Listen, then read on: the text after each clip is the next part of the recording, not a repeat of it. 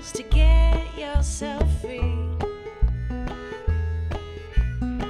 Get your kicks by getting back to the basics. Build your masterpiece, make a few mistakes. With dovetails, shingle nails, straight plans and all. Hello everybody, welcome. Just finishing up a tenon here as everyone gathers.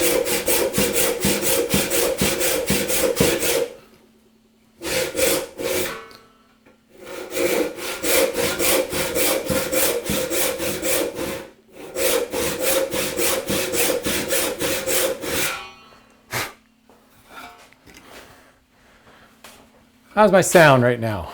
Looks like it's pretty good on this end.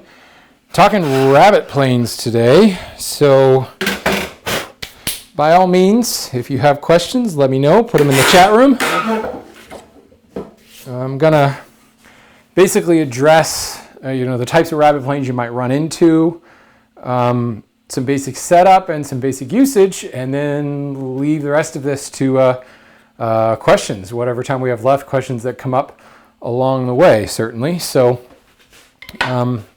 rabbet plane happens to be one of my favorite joinery planes. They're just really, really flexible. I use them a lot on just about everything. So I got a lot to say on them. And I got a wide variety of them laid out on the bench that I've collected over the years. Some that I have gotten and since gotten rid of because I just never really used them. So yeah, I think that being said, let's get started, right? So first question right off the bat is a question about the Veritas chisel plane. I've seen it. I don't have one. I have not tried that particular plane. I've used the Lee Nielsen chisel plane. I've used a vintage Stanley chisel plane. I've used shop-made chisel planes, aka block of wood and a plane blade. I actually used a block of wood, double stick tape, and a plane blade one time as a chisel plane. To me, sure, it does a great job for very, very specific situations. I have never needed to buy one. I've never really seen that it played such a major role in my shop that I needed to have that dedicated plane for it. A lot of people use them to trim pegs flush. I use this fancy tool called the chisel. I use that bevel down to trim pegs flush, and a flush trim saw to kind of get me the major part of the way there.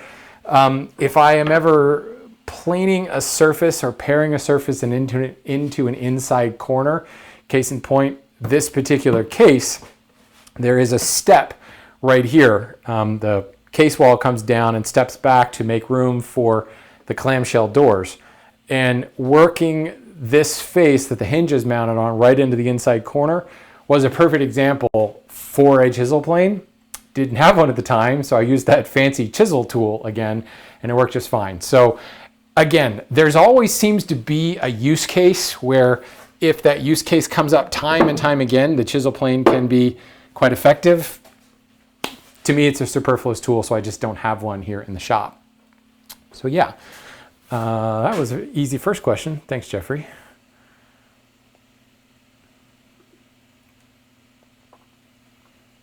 Turning the mic back. Thanks for reminding me. I always have to turn it up when I record Wood Talk. And then it's like super hot on YouTube. So yeah, hopefully that's a little better.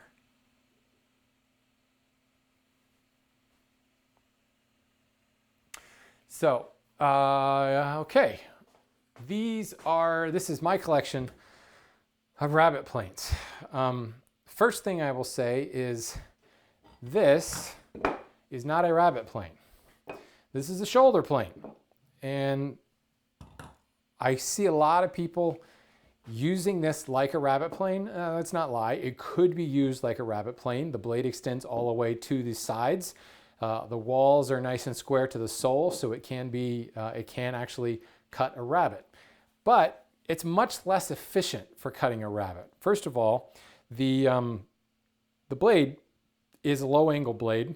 It's bevel up, And the escapement on this is not directional. So when the shaving comes out, it curls right inside the body. In fact, because it's bevel up, it breaks the chip quite early and it curls and it sticks right inside this mouth, which is fine if you're using the shoulder plane as it was intended.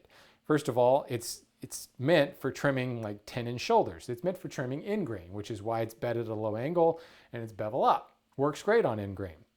If you cut a rabbet along the long edge of a board with the grain, which is really the definition of a rabbet, you get these long shavings, and those shavings curl up inside the mouth and will actually clog in the mouth.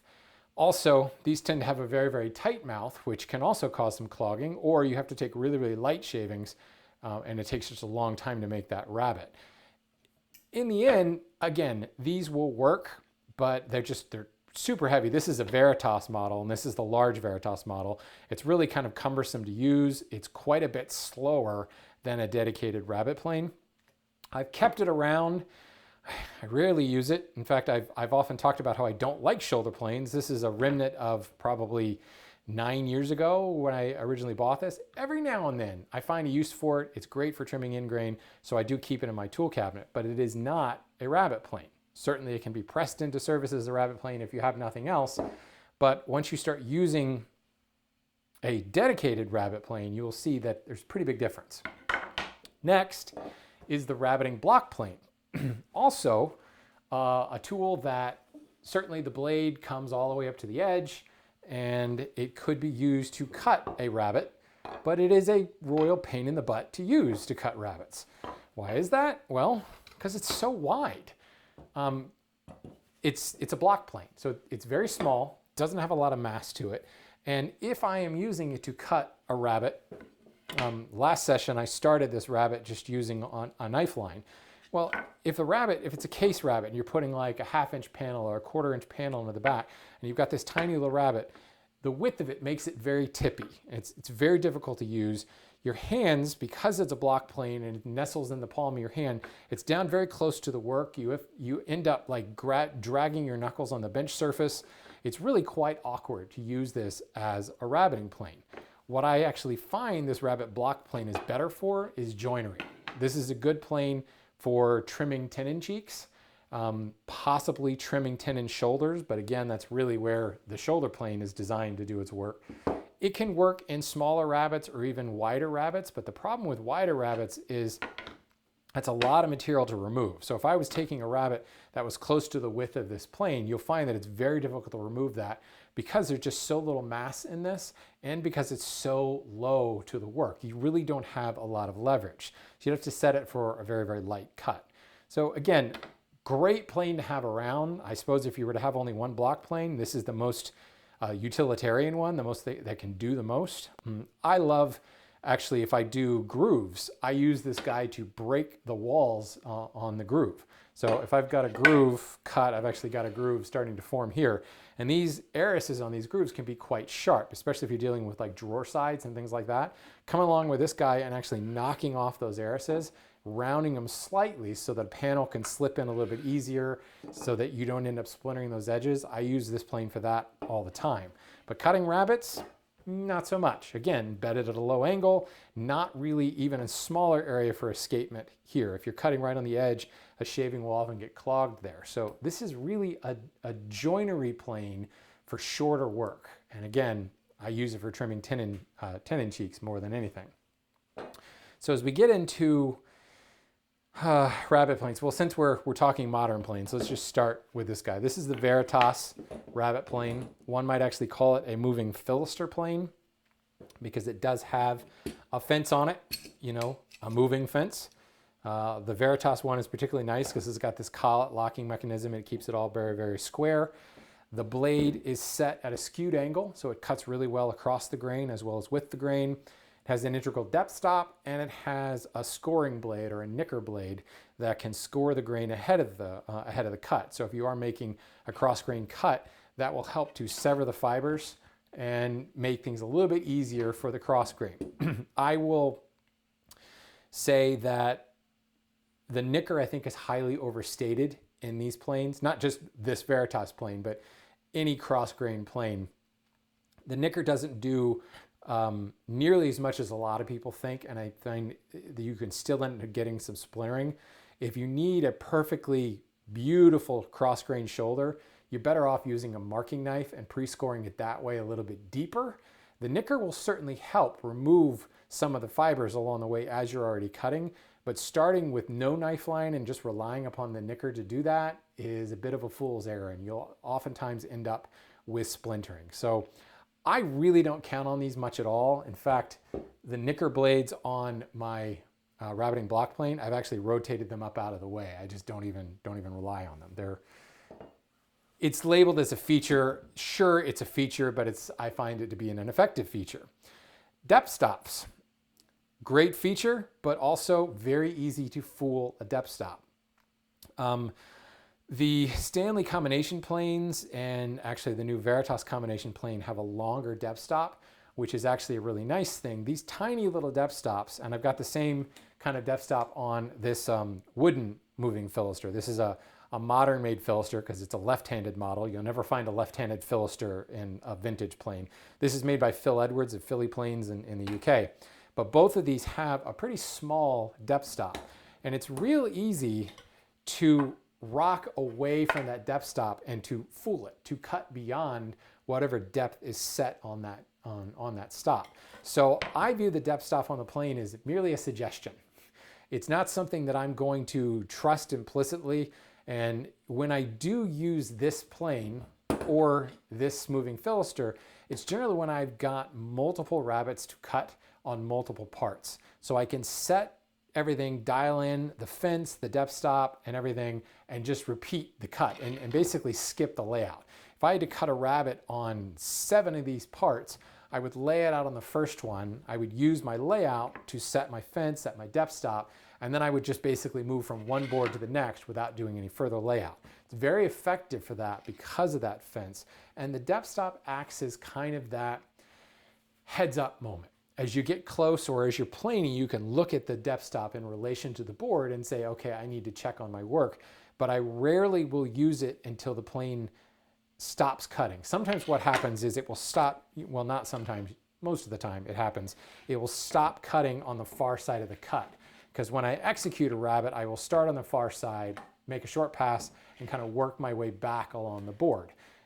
We can talk about that in a little bit, but what the upshot is the far side of the rabbet ends up going deeper faster than the near side because I've just taken more plane passes. So you'll find that the depth stop works well on the far side of the cut, also because of the way the weight is on the plane. If I've got the weight back here on the tote, it is going to reference that depth stop a lot more. At the beginning of the cut, however, it's real easy with the weight to cut below that depth setting. You also, as you really lean into the cut on the far side, you can have a tendency to kind of tip off the edge, and you'll end up with a rabbet that's got kind of a hump in the middle. I've often set the depth stop plane to it and then taken like 3 and 4 more passes by really just pressing down on it, and it will continue to cut. Now, it may not be a huge appreciable amount, but I've enough times blown past my line just by implicitly trusting the depth stop. So again, it's a nice feature to have. I don't call this a superfluous feature, but I also don't call it something that is gospel. Use it as a suggestion and don't just plane mindlessly. Pay attention to your layout lines, and if necessary, keep a ruler handy to check your depth or whatever, because you can fool them pretty easily. The Veritas, it's a nice plane. I do quite like it. It's got a series of set screws on the side that is really helpful for positioning the blade because this blade is abnormally shaped. And I'm not just talking about the skewed angle. It's got this inside curve cut on it so that you see it's thinner up top and wider at the bottom. You find that in some of the vintage planes as well, but there's really no straight edges to this plane, so it'd be kind of difficult to set it in there. The set screws are really nice to give me 2 points of contact to allow me to push up against it and then tighten it down a little bit. I still find myself having to come back with a mallet and just kind of tap it around and get it lined up in the mouth. Okay, but those set screws do help a lot. I have a vintage Stanley number 78 or 87? 78. Yeah, the Stanley rabbeting plane. I've got one of those at my in-laws place up in Maine. I actually like the Stanley 78. The more I work with it, I kind of like it more than the Veritas plane. So I'm thinking I need to bring that back to my home shop because it's just a little bit more robust. This takes a very clean shaving from like a lightweight shaving to like a medium light shaving, but I find that it doesn't do too well as you try to get into a heavier shaving. And the Stanley plane does a really good job of that. And some of that may be the mouth is just too tight and there's no way to back this off unless I actually grind down the blade and shorten the iron itself. There's no adjustability in this at all. The Stanley planes just have a little bit more wide open mouth and allows you to work a lot more aggressively, which rabbets should be an aggressive task. It's not, rabbets for the most part are on the scene. So if you get a little bit of tear out while you're cutting them, it's not the end of the world because something's going to go in that rabbet. So I do find this plane, like a lot of the modern manufactured planes, just has more precision than is actually needed. It is dead precise. The sole is dead flat. The fence is fantastic for accuracy, but it's not really a level of accuracy and precision that is needed for this tool. So a lot of times I just find the more utilitarian nature of the vintage Stanley to be a better plane. So don't be surprised if you see that showing back up in my shop again as soon as I get back up to Maine to retrieve it. So again, good plane. It gets a fair amount of use in my shop, but I think it does have a few drawbacks. The one beautiful thing about this plane, the one thing that I wish that Veritas would do with this plane is make this blade in PMV11 steel. That would be fantastic because I hate pulling this blade out and sharpening it because it is kind of finicky to set back up again. So if I had to sharpen it less with a powdered metal blade, that would be really nice.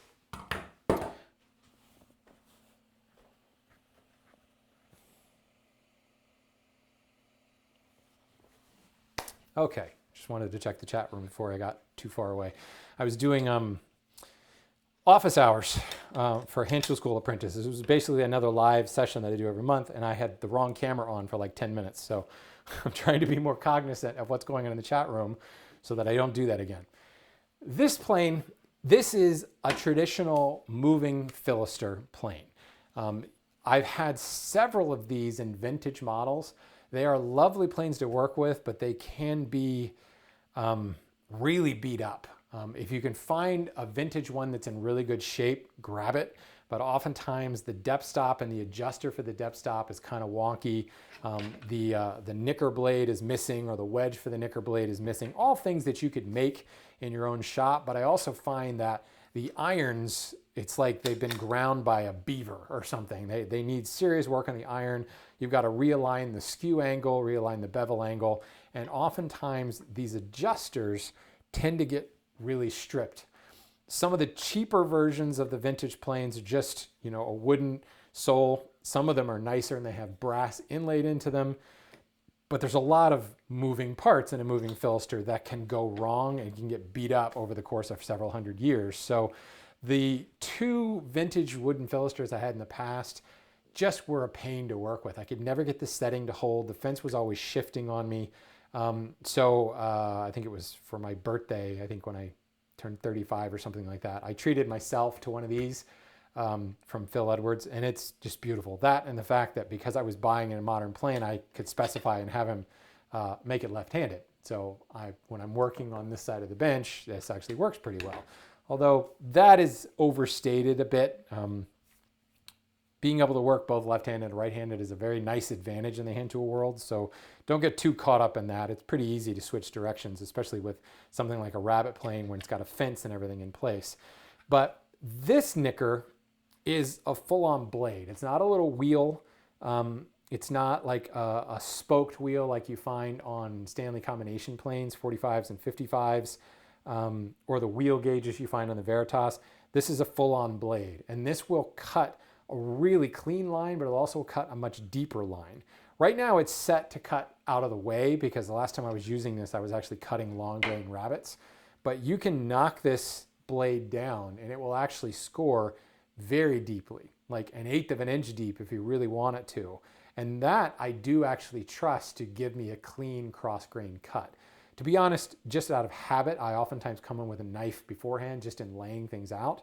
But these knife blades like this really, really, really nice. If you find a vintage moving Fillister that has a blade like that, that's one that you do want to grab. This is a heck of a lot easier to set up than this Veritas because it's a typical Tang body, Tang molding plane body. And wouldn't you know, the humidity has gone up pretty heavily in my shop. So everything's a little bit sticky right now. In the last hour, I think humidity's climbed probably 30%. So this is like a typical molding plane where it's got the long tang on it, but it is flat-sided down at the bottom. So it's quite easy to drop it into the body and line it up with the body of the plane. Whereas this, without there being any straight edges, as I said, it's a little finicky, and the set screws are nice there. But I end up using this plane more than the Veritas because it's real easy to set up. I mean, at this point, and it's what we call a blind-sided plane, so the escapement doesn't roll all the way through. This is the blind side of the plane. This is the open side of the plane. So I can actually push the blade up against that inside wall, against the blind side, drop the wedge in, kind of snugging with my hands, and it is fit to the geometry of the mouth opening. Just that simple. And of course, you have to make sure the blade is ground properly, but Phil did that beforehand, and I've just had to maintain it over the I don't know, what has it been, 8 years? How old am I? Oh my gosh, it's been almost 10 years since I've had this plane. So I've just been able to maintain that angle, and that's relatively easy to do as long as you're not getting too carried away at the grinder or not grinding it all that often and just honing it. So super, super easy to set up. The fence itself, it's going to be more finicky than something like the Veritas because this has this collet system that always keeps the fence square. But again, I'm using this when I've got like multiple rabbets to cut on multiple parts.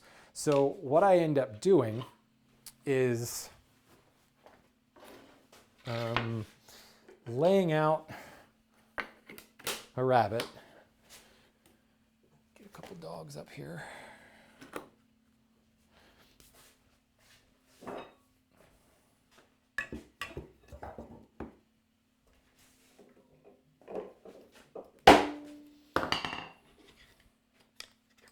Let's make a rabbet.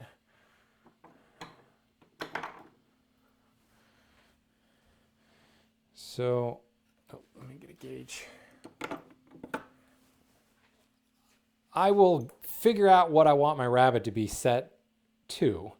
And I don't necessarily have to lay it out along the entire length, but I do want to lay out a knife line over, say, I don't know, 6 inches or so.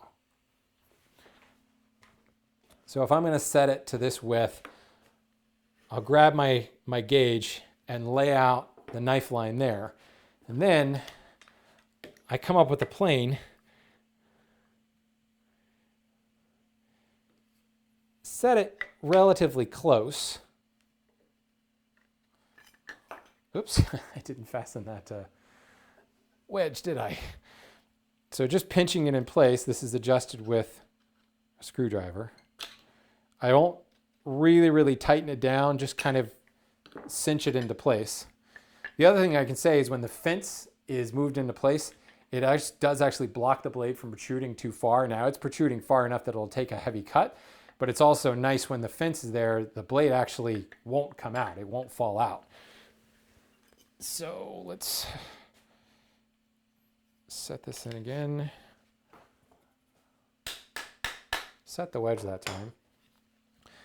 So now I've set this plane kind of sort of close. And I just tap it with the hammer because I didn't cinch those screws down. And I'm just lining the plane up with my knife line.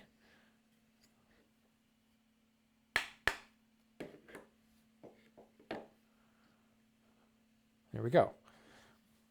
And now I'll come back with the screwdriver and just cinch those down. It's like not even a quarter turn. Then you can set the depth. I'm not really caring what the depth is, so let's just go with that. Let's see if we're actually set up for a cut here. Nope. Now as I adjust this, I'll reach underneath the plane and use my index finger to hold that blade up against the blind side. Because as long as it's pressed against the blind side, it's staying in line with the skewed opening. And there we go. My plane stop's actually going to be in the way. I don't normally do my rabbet work right here. Let's do this.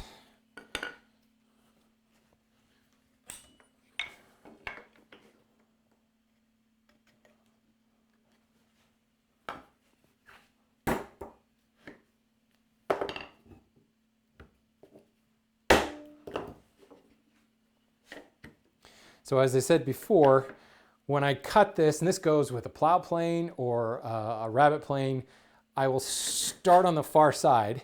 And what that's doing is establishing that wall. And as I work backwards, I'm continuing to cut down, but I'm not having to establish and keep the plane perfectly, the fence pressed perfectly up against it along the entire length. The shorter stroke in working backwards just gives you a little bit of room for error. And every pass I take, that vertical wall is getting stronger and stronger, and it's actually guiding the plane by itself. So I can come down and now run the full length. And now I'm riding up against the wall, and I don't really need the fence anymore. So it's a little bit fiddlier to set up.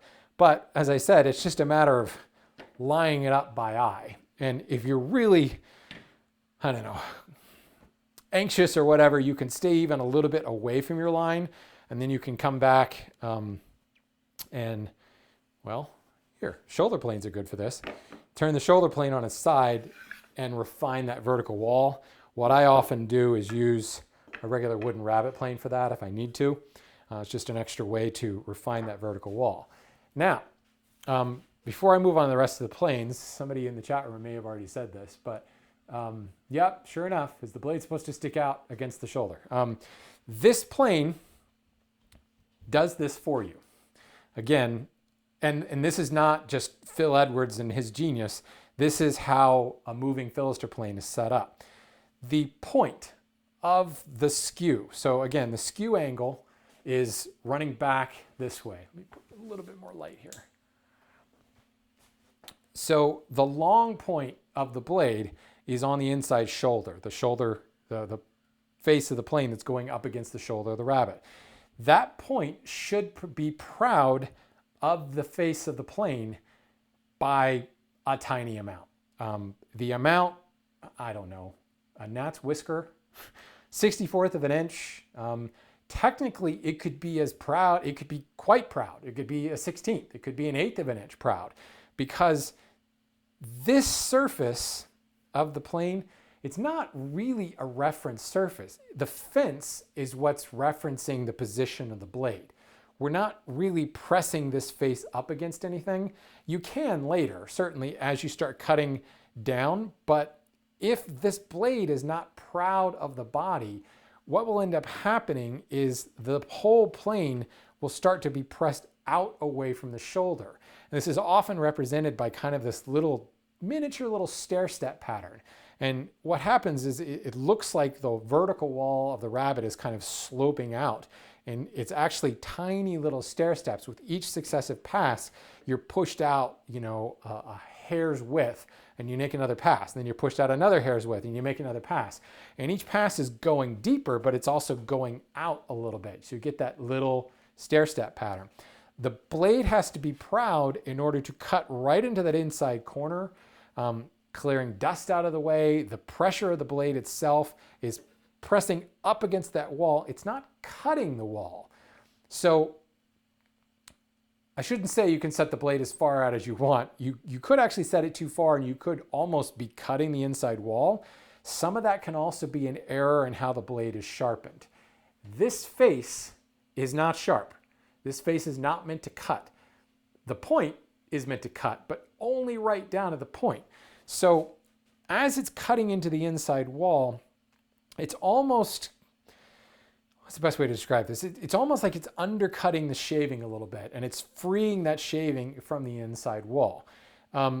If you don't have that blade a little bit proud, tiny 1,000 little things can get in the way of that inside corner. And now the sole of the plane is what's referencing that inside corner, and it's actually not cutting at that point. So because this point of the blade is so tiny, you have to set it proud in order to make sure that it cuts in line. That sounds kind of weird, but it's the best way I can think to describe it. If you put it flush, it won't cut right into the inside corner. Call that compression of the wood, compression of everything, compression of space-time. You have to set it slightly proud in order to make that work. And it will be very obvious as you're cutting, you'll find that you keep drifting away from your line. And it's a matter of tapping the blade out. So again, this blade, the width of this blade and the depth of the mortise in this plane is set up just so that, and don't do this because you will cut yourself. If I drag my finger back along here, I mean, I can just lightly drag and my finger catches on the point because it is ever so slightly proud. If I don't even think it's measurable. I've got 64ths on this. No, I don't. I have 30 seconds. It's probably a 64th proud, and it's really not even really measurable. But it's a tiny bit proud.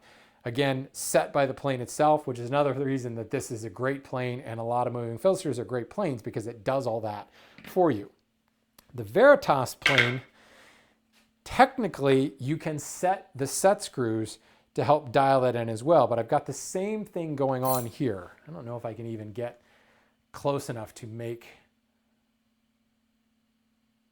that really obvious. That point right there, and that's actually set a little bit further out than my other one. That's probably a full 64th proud. What I do in this case is I actually use the mallet to tap my plane body. I'm not going to do it because I've got it set right now.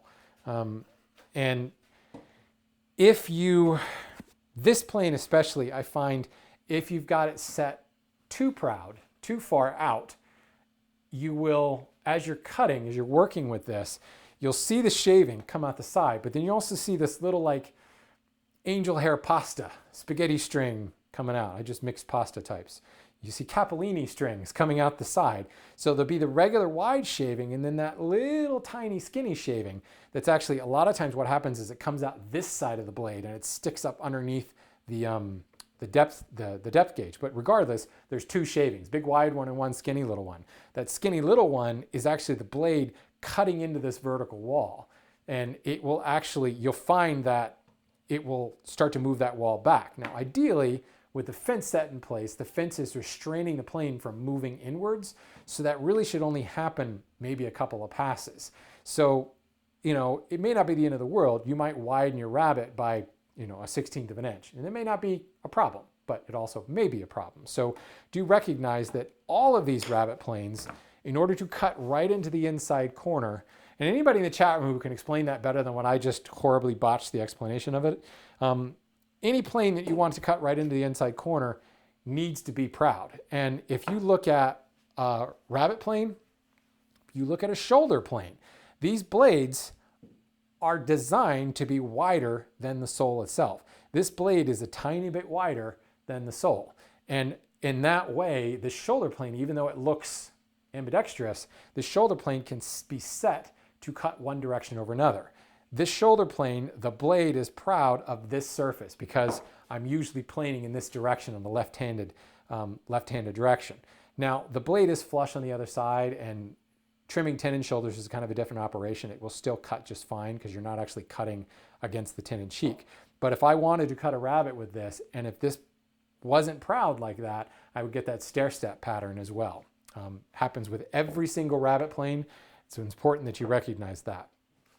Let me move on to my little diatribe about other planes here before we get too far down the, I think I just answered that question. Shoulder plane blade should not be flush to the body.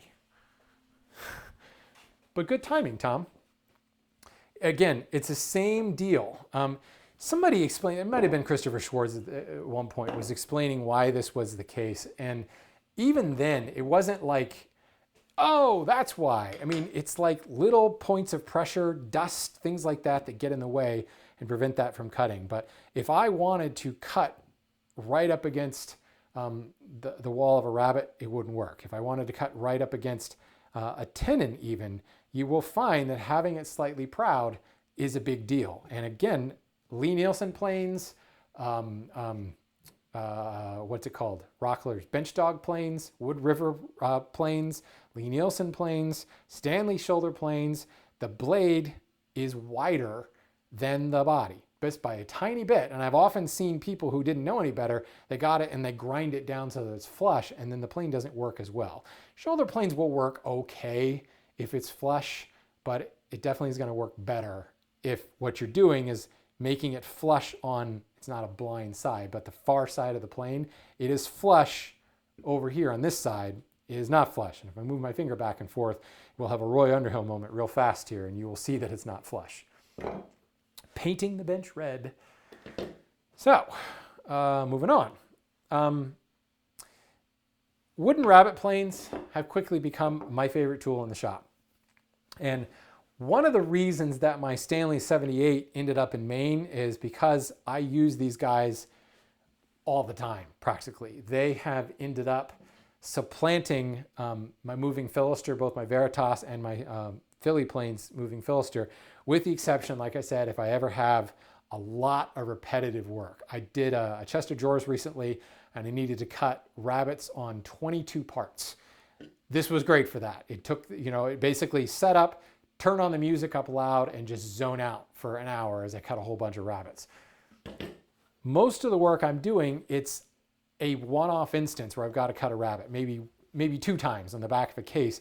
These guys are so flexible and so effective for that. They don't have a fence, they don't have a depth stop. It's a block of wood, a blade on another block of wood that wedges it in place. And the simplicity of that makes them super easy to maintain. There's very little required to restore. You can see when I restored this, I flattened the sole, but again, that's probably, I've had this guy for 7-8 years, I suppose. So I've even started to get some patina on the bottom of the sole. Very little work required. This guy, I didn't even bother to flatten it. This is a 19th century 2 1/4 inch rabbet plane. All I did was sharpen the blade. This is square, but even then, the square of the sole to the side of the plane isn't actually that big of a deal. The difference with these guys over the shoulder plane is we're now bedded at a normal planing angle, at a 45-degree angle.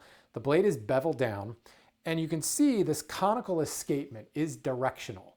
This escapement is designed to drive the shaving out the side. These are called side escapement planes. Whereas as I was talking with the shoulder plane before, there is no directionality to this, and it just balls up inside and it can clog up on you. The mouth on this is probably 3 times that of a shoulder plane. And that conical escapement is shooting the plane out to the side. So I can make an 8-foot long rabbet if I wanted to, a 4-foot long rabbet, and the shaving just spits out to the side and stays out of the way of the plane. It prevents it from clogging, but it also shoots it out of the way of the work. It's specifically designed to do that. Take really, really long shavings with this guy, and that's the key difference with a shoulder plane and an actual rabbet plane.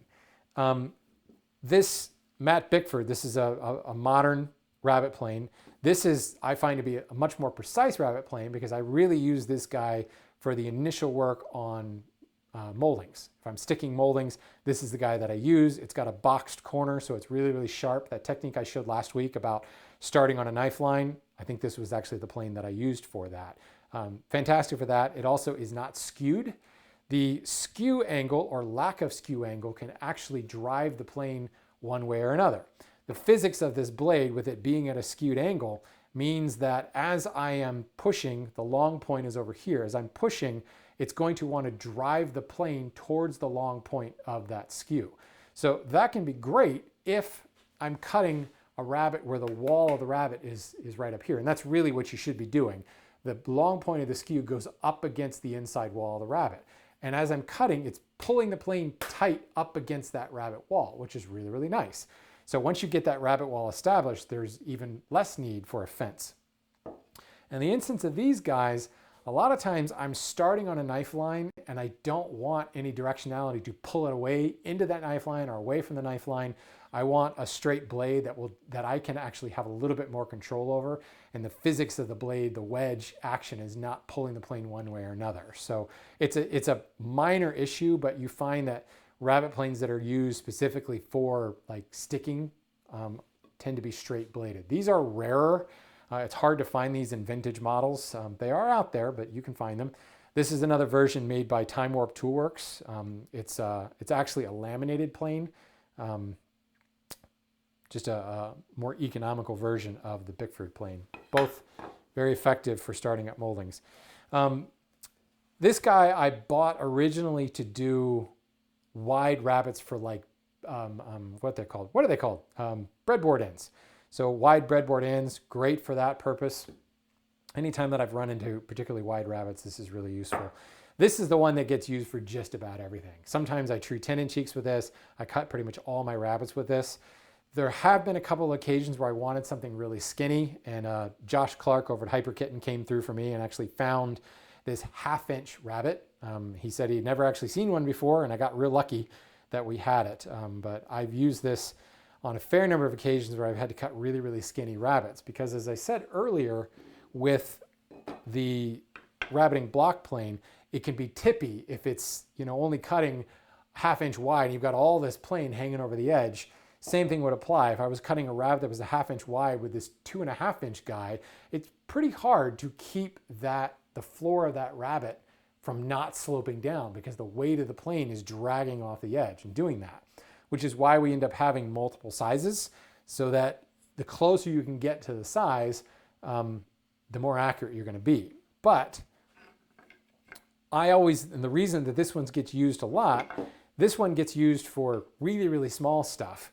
But the other thing that I like about a dedicated rabbet plane over shoulder planes, certainly over the rabbeting block plane, is the height of these guys.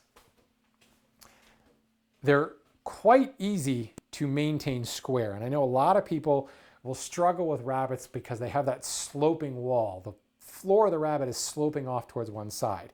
And it's the low profile of this plane plus the cantilevered weight of the fence is really wanting to pull it down at an angle. Plus you're also often pushing the fence really hard up against it.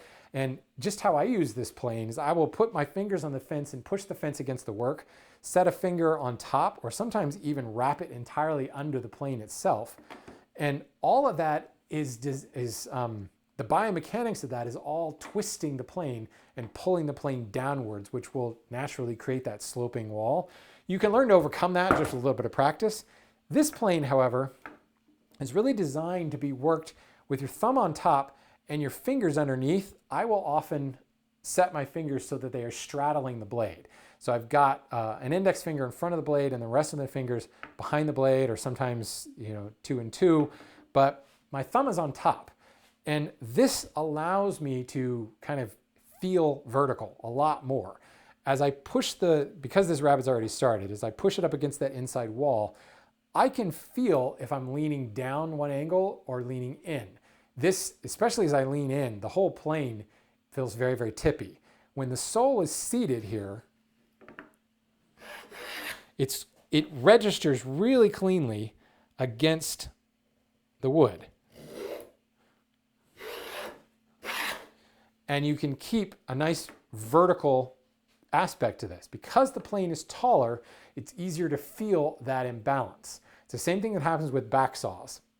The taller the back saw, the easier it is to feel when you're off vertically one way or another. I've talked about this in the back saw one-on-one video we did a while ago. I can balance this hammer on my finger, okay. A lot easier than I can balance the screwdriver though, because the screwdriver is quite a bit shorter. The taller it is, the easier it is to balance it. You can balance a broomstick on your finger super easy because it's super long, right? It's the same principle here. The tippiness of this is a lot more apparent, and it's easier to create a vertical rabbet with this plane.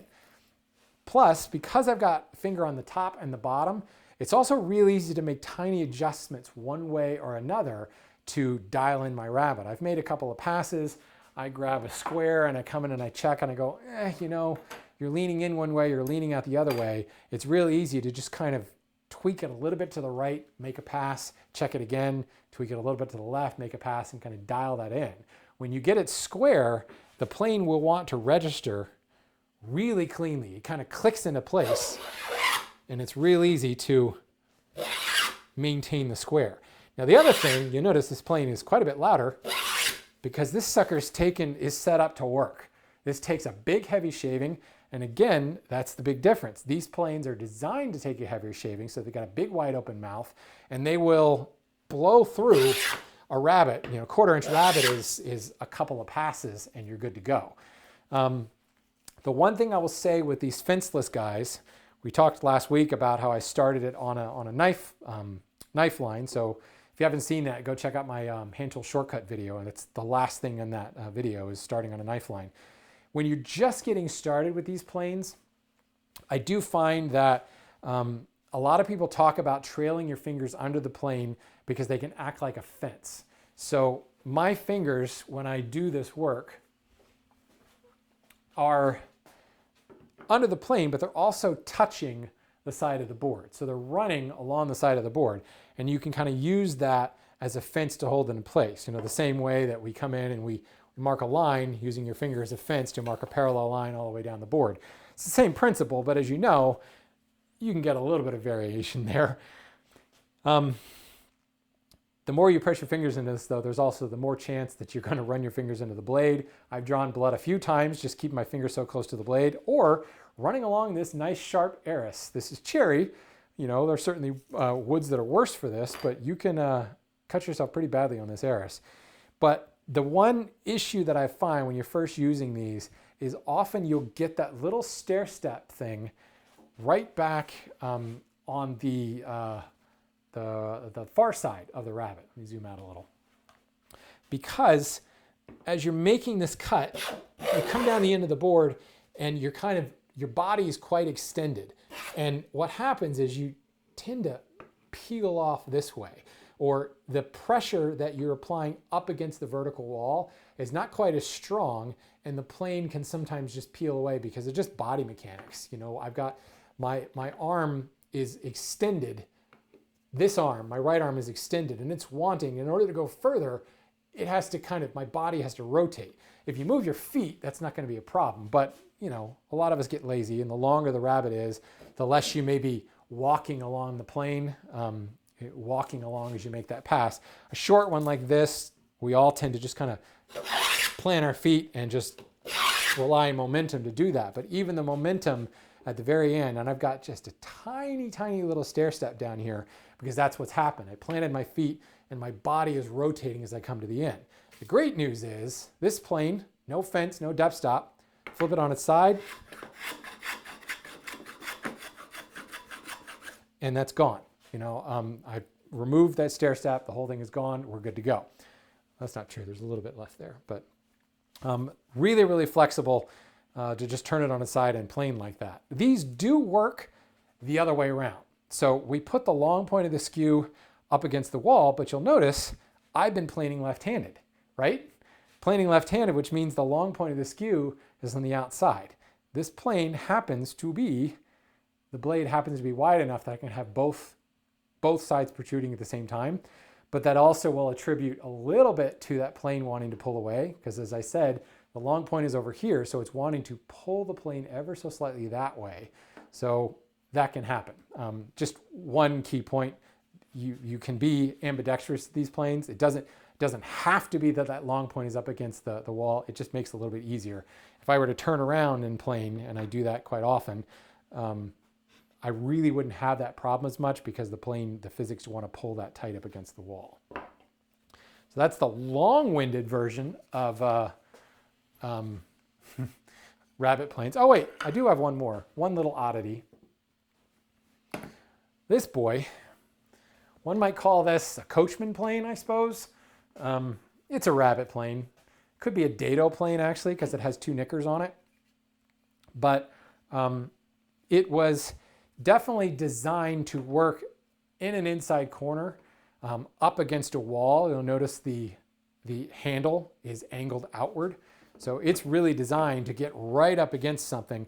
More than likely, it's a flooring plane used for lining up and cutting rabbets for butting up against or underneath baseboards, or a coachman plane, I suppose would be another word for it.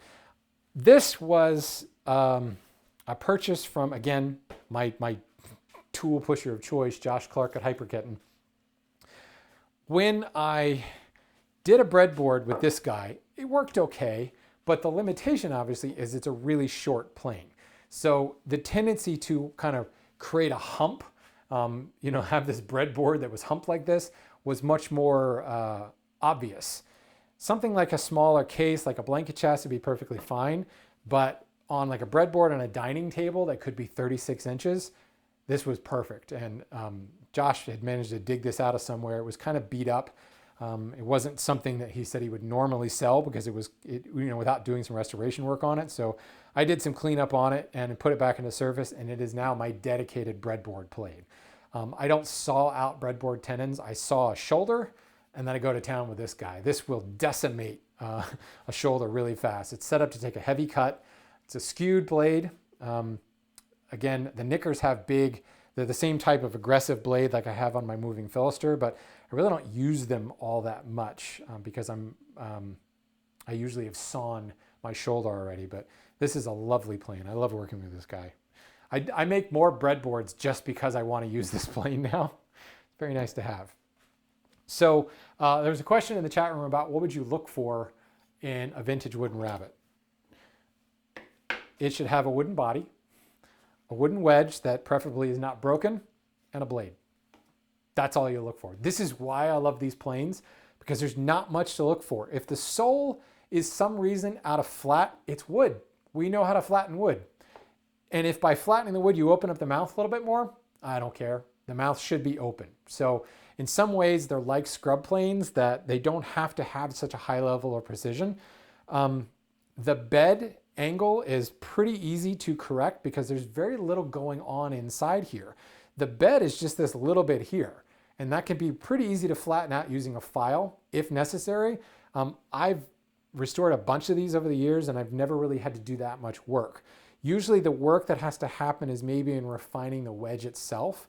But if you find one of these in an antique store, usually the wedge is already in place. As long as that wedge is not completely destroyed, I'm good with it. At the same time, you can make a new wedge, but there is some geometry and stuff that goes on in here that can make, starting from nothing to make a new wedge can be a little bit daunting. So if you do have a wedge and the top is broken, you could pretty easily replicate the lower half of the wedge. But that's what's lovely about these things is as long as it has its parts, all three of them, blade, body, and wedge, I'd buy it. They're super great to restore. And so incredibly flexible. So I really, as I said, I had real trouble with the vintage moving Philisters, so I'm really skeptical of those guys now. I just, now because I've got a Philly planes one, I don't even look for them anymore, but I walked away from them more often than not because there's just too much going on there. This plane is in particularly good condition. This guy is a little bit more beat up. I mean, you can see somebody has like filed the mouth a little bit and it's a little uneven. But again, I don't care. The blade has been sharpened nicely. A lot of times as well, as I said, this was a rarity. This tiny little 1/4 inch guy or 1/2 inch guy was quite a rarity. And even then, it's got a chip out of the front of the mouth. Doesn't bother me because there's still all this flat part in here. And you'll notice it's got the patina on it. I didn't even have to flatten it. It's already flat or flat enough for my purposes. This is 1 inch. This is 2 1/4. a lot of times you're going to find them in 1 inch or thicker, and that's a substantial block of wood. So the point being, they don't really get all wonky and twisted and warped on you that much, nor do you find a lot of them that are dry rotted and checked, because there's a lot of just oomph holding the block together. Same reason that an 8-quarter board is not going to cut as dramatically as a 4-quarter board, because there's just more guts holding the board together, more tensile strength holding the board together. And there's more board to keep the soft, gooey, cream-filled center moist to prevent, the dry rot from happening and honeycombing that may happen.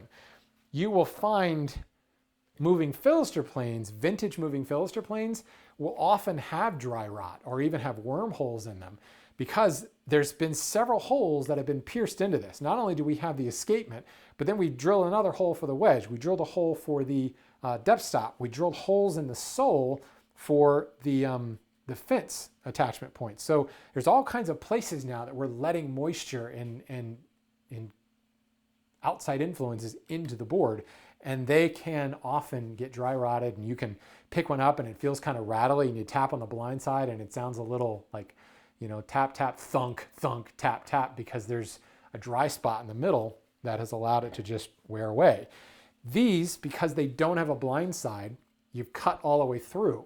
So there is no inside corner that can get dry rot or anything like that. They're just so simple that they don't require much. So what to look for in a vintage Rabbet plane? Find one, buy it, walk away. That's all you have to look for. And that, again, is what's so brilliant about them. I wouldn't worry about straight versus skew. It's not really that big of an issue that you need to decide one over the other. If you don't have a 1 inch version, I'd go there first. I find the 1 inch to be the most flexible.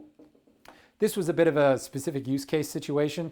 I had a 3/4 inch. I found a 3/4 inch, which was weird. And this is a 3/4 inch plane from Matt Bickford.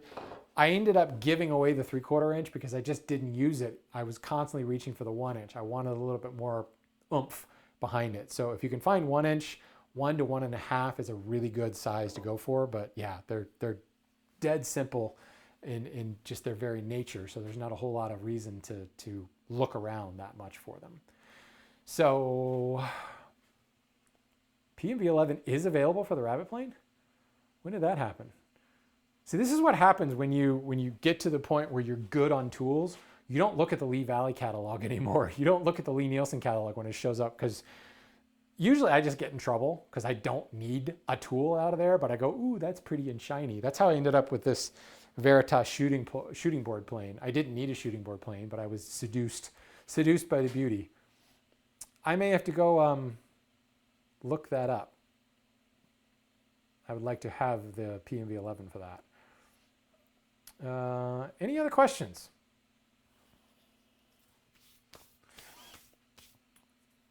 I have a 1/2 inch bronze with inlay.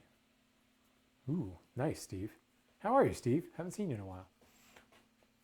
What's the difference between a plow plane and a Rabbet plane? Functionality. A plow plane can do what a Rabbet plane can't. A plow plane can cut a groove, a two-walled recess, whereas a Rabbet plane can only cut one wall. It has to have an open wall. Technically, a Rabbet or a plow plane can cut a Rabbet, and here we'll compare apples to apples, Veritas to Veritas. The Veritas plow plane has this cutout in the fence, which allows you to nest the blade inside. So the blade, this is a pretty small blade to begin with. It's about a 1/4 inch blade. I think it's a 1/4 inch blade that's in there. I can close the fence down to about half that. So now there's only about 1/8 of an inch, maybe a little bit more sticking out. So I can cut a Rabbet with this. But I could also move the fence out and cut a full 1/4 inch groove. I can't do that with a Rabbet plane. I guess I could cut a 1 inch groove. This is a 1 inch blade. I suppose I could cut a 1 inch groove with this. The difficulty with a groove is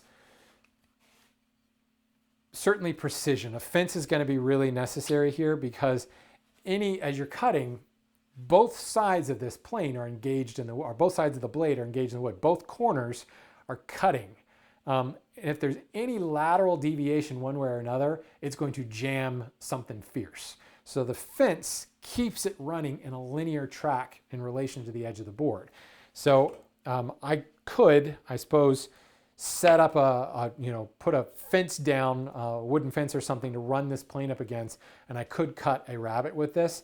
But first of all, or could cut a groove with it. First of all, cutting a 1-inch wide groove is a hell of a lot like work. Vintage plow planes that have big wide blades on them, like this guy, you can get blades that are, I think, 3/4 of an inch. Some of them actually have 1-inch wide blades. Try to cut a 1-inch wide groove. It sucks. Like, first of all, why would you need a 1-inch wide groove? Like, how often does that come up in your everyday furniture making? I suppose it could come up more if you're building buildings, but are you plowing grooves out by hand? I don't know. I can't think of a lot of timber frame examples where I'm plowing a groove. So most of the grooves we do are 1/4 inch, maybe 3/8 of an inch. Rarely do I even see a 1/2 inch wide groove. And even when I get up to 1/2 inch, it gets really hard. That's removing a lot of wood all at the same time. So the big difference is the escapement. These this plow plane does not really, it shoots shavings off right off the top. It's not really meant to be side escapement. This guy, there's no way to put like a side escapement on this. I mean, it's got a metal skate that it runs on. So the shavings themselves, they don't really exit the body when they get really wide. And if you put a 1/2 inch or the 3/4 inch blade in this, it clogs really fast because those shavings just don't have any place to go.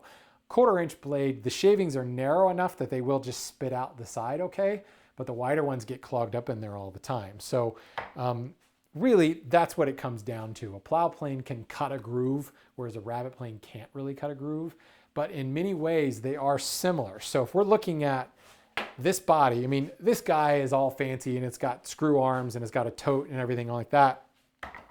But you pair this guy to Dusty.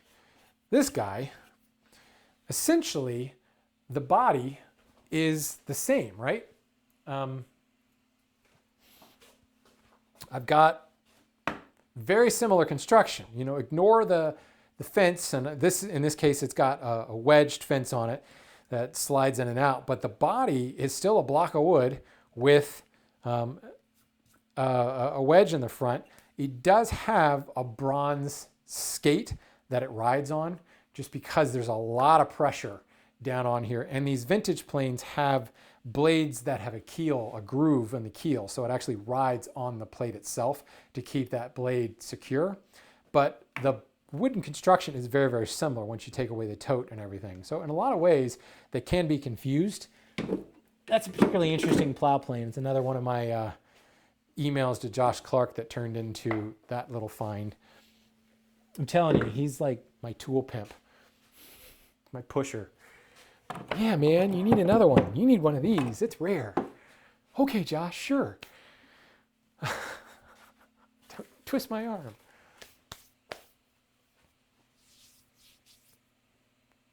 What was my latest woodworking epiphany? I don't know. Have I had an epiphany lately?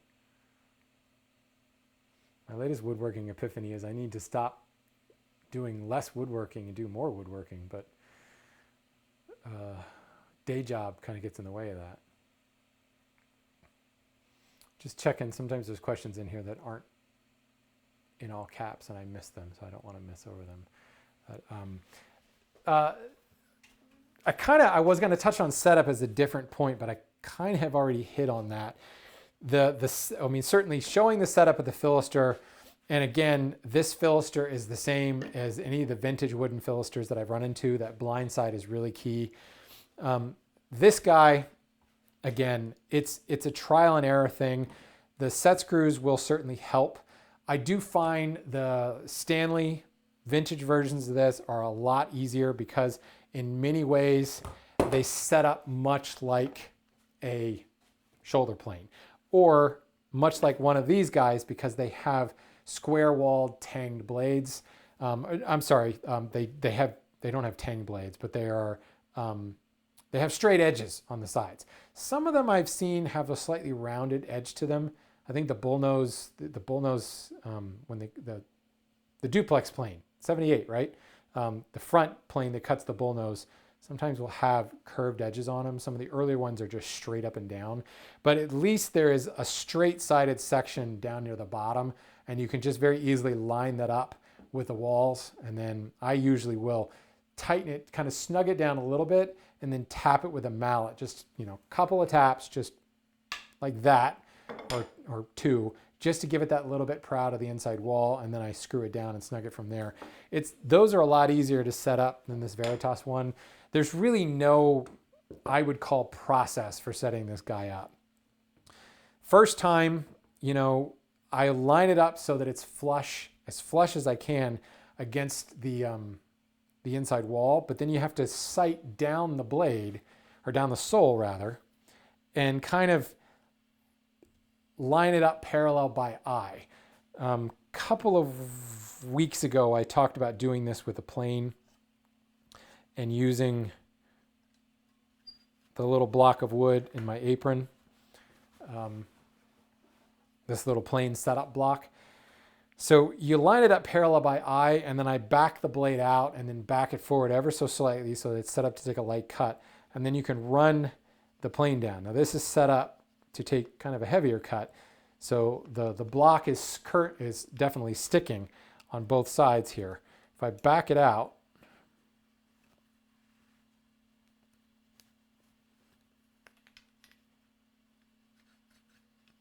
now it's taking a very light shaving, but it's taking a light shaving on both sides of the block, and I'm getting little shavings here, and that tells me that's parallel, or parallel enough. I don't really need to get too fancy with this.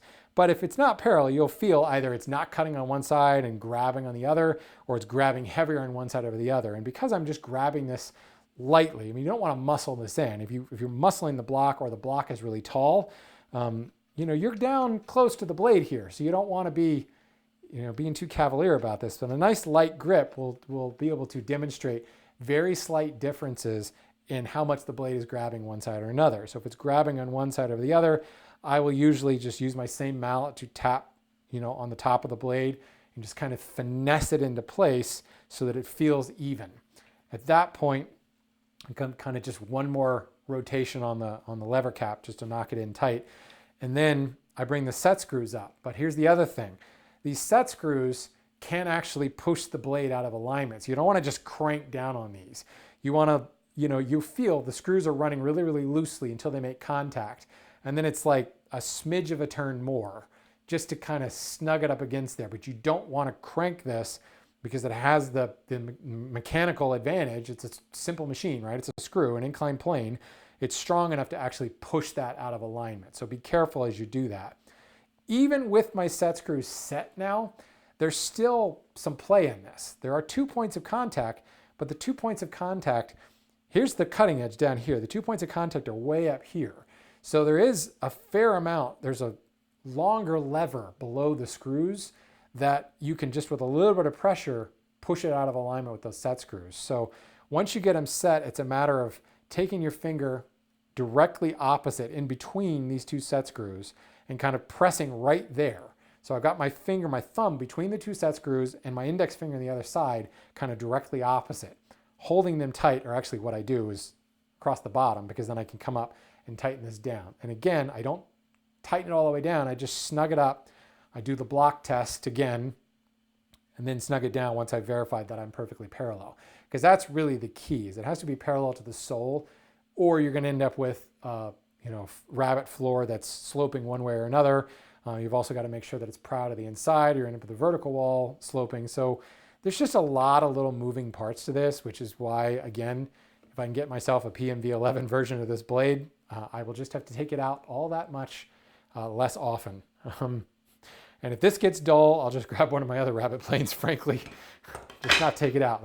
That's the way to avoid setting it up, is just don't ever take it out of the body. It's really easy that way. All right, well, look at that. We're actually pretty close to on time this week. So if there are other questions about Rabbet planes, let me know. I'm happy to to go into more detail in future weeks, supplementary videos or whatever, but I'd always appreciate people coming out.